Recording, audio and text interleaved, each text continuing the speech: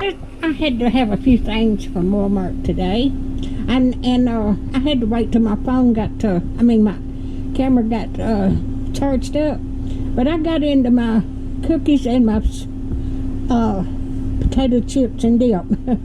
But this is what I've got. I've got a recipe that I'm going to make a salad with. I've got some carrots, cabbage, and like I said, I got my potato chips, 2 things of milk, and I got a Coca-Cola, 2-liter Coke,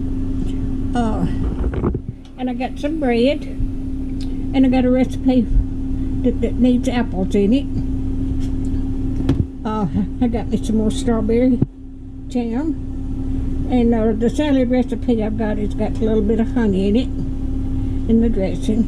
And I got me some Greek yogurt, and here's my cookies I got into, and I've ate part of them. And the salad has got a cucumber, and then I've already got into my French onion dip with my potato chips. So this is my haul today.